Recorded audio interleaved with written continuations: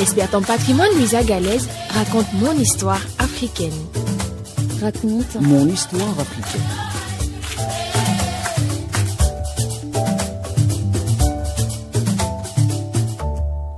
Dans les sociétés africaines traditionnelles, les femmes avaient une approche holistique des soins de la santé qui reposait sur un savoir ancestral transmis de génération en génération.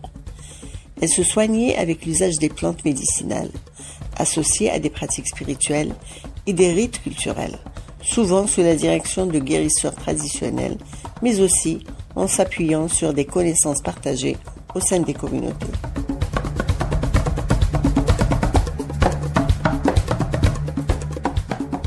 Dans la médecine traditionnelle, les femmes jouaient un rôle central dans la récolte, la préparation et l'administration des potions médicinales. Chaque région d'Afrique a ses propres herbes et ses propres racines qui sont utilisées pour traiter une variété de maladies allant des maux de tête aux troubles digestifs en passant par les infections.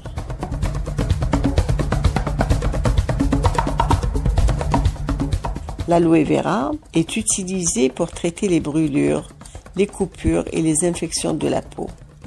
Moringa est très prisé pour ses propriétés antioxydantes et anti-inflammatoires. Le baobab est utilisé pour renforcer le système immunitaire contre les grippes. Les racines de gingembre et de curcuma sont employées pour leurs propriétés anti-inflammatoires et digestives.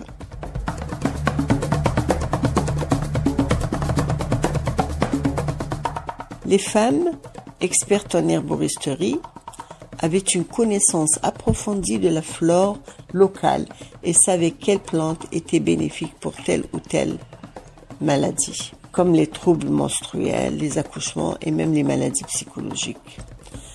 Dans ces sociétés traditionnelles, la santé était un équilibre entre le corps, l'esprit et l'âme, et le mal de santé était souvent perçu comme le signe d'un déséquilibre entre les trois éléments.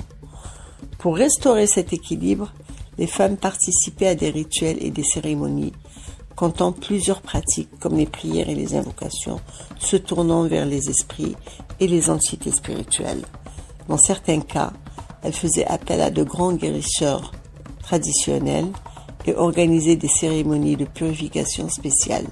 Quand elles ne sont pas elles-mêmes les guérisseuses, les femmes participent à des rituels pour purifier l'âme et nettoyer le corps des impuretés.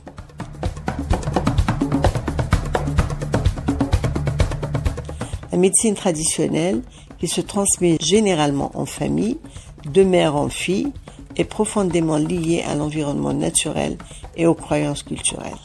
Chers amis, la femme est la garantie de l'équilibre dans le corps, dans la famille et dans la société. Prenons-en soin.